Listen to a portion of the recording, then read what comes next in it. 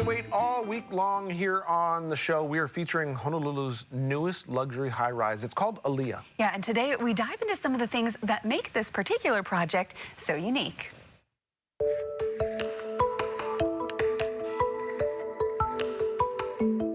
Hawaii is reimagining luxury, and we're doing that with the new Ālia project. Here to tell us more, we got to bring in my friend Matt. Matt, good to see you. Thank you for having me. Thanks for coming to our home here at the Ālia showroom. I love it. Okay, let's talk about this. Ālia, you know, the model is right next to you. This is something that we're talking about today. In your opinion, what makes this so unique? That's kind of a hard question. Yeah, that's a tough one. Well, if I had to condense it down, from the beginning, Ālia was designed to really reimagine what was possible in luxury.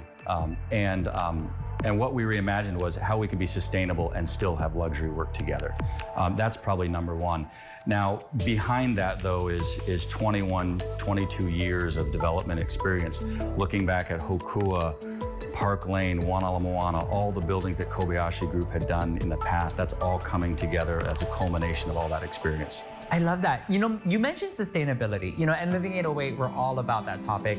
Could you explain to us a little bit about sustainability? How is that being incorporated with Ālia? Great question, another big question. I'll focus on one element that I think was one of the big ideas, and actually which speaks to the design and the way the building looks, which everyone will be able to recognize as they drive by.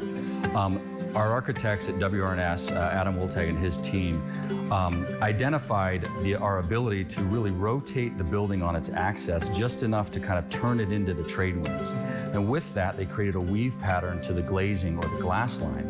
So now what we can do is have operable windows along the axis of the building and along that glass line where residents could crack their windows open and easily passively ventilate their units without ever turning on their AC. So that's massive savings for not only the residents, and it's good for the environment. Oh yeah, okay, I like that. Yeah, it's pretty cool. Okay, and a lot of local businesses, they're involved with your efforts to be sustainable, right? Yes, of course, of course.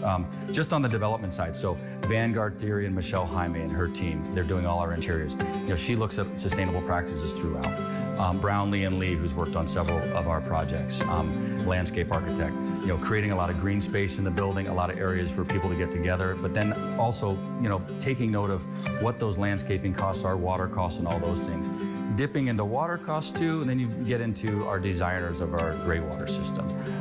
And gray water system is a little too complex for my pay grade, okay. But what I do know is it takes a lot of our water from, say, our showers and sinks, and what it does is it takes it back up and recycles it so we can use it towards our cooling system in the building. So all these things are incorporated in the building. That's so cool. Okay, something else that's super cool, and I see some things that I want to see in person, or I can't wait, and we'll get to that in a second, but I want to know from you, what is one thing that you can't wait to see in person?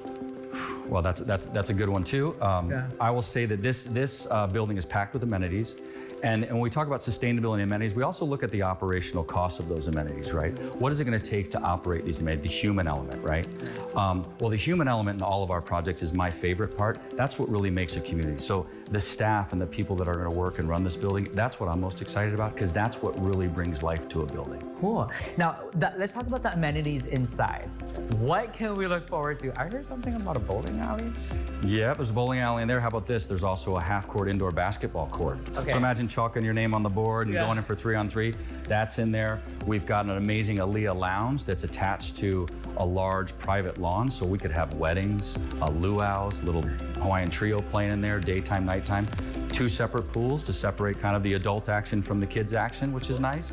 A great lawn. We've got a great lawn that's actually over twice the size of Park Lane's great lawn. So almost 2 acres of open green space within the project, which is important to us because we want to be able to bring Hawaii in. Yeah. So we have a neighborhood within the neighborhood. Well, you're bringing Hawaii in, but it'll be hard to get everybody out because there's so many things happening. Well, I mean, Kakaako's, as you guys know, I mean, it's a vibrant and growing community. What I love about Kakaako is the authenticity of it. Yeah. You know, you can walk around any corner, you're gonna get a great piece of street art. Cafes. I'm down at Salt Kakaako twice a week. So it's really a great timing for really the whole neighborhood of Kakaako, from Ala Moana all the way to Salt. You know, this is going to be connected in about 5 years, and we'll be able to walk and play and eat and enjoy that whole neighborhood. So it's a really exciting time for this it's a long been developing area, I mean, since the 70s, right? Perfect. Okay, and if any of our viewers want to get in on this bowling alley action, what's a good website that they should log on to? They can log on to www.Ālia888alamoana.com. But we're right here at Ala Moana Center. We're easy to find. So come on down and say hi to us. We're always here every day. I love it. And we'll have more information on KHON2.com. Matt, great talking to you. Thank you so much. Can't wait to bowl with you. Thanks so much. Yeah. I mean, come on. Does it get any better than The that? technology is crazy in 2023, and what they are doing and how they're being sustainable. We're learning about it all throughout the week. We got more coming up tomorrow. Right, yeah. I know Kelly was mentioning something about the concrete that you guys definitely have to listen to. That is something that I'm looking forward to hear about. But Aaliyah in general, I mean, just looking at it from what you talked about yesterday, what we talked about today, it's literally a resort in Hawaii, and honestly, it's giving back to, you know, the community in more ways than one. Absolutely, yeah. I really like what they're doing. They should take on some other projects. I know, for real. Okay, coming up.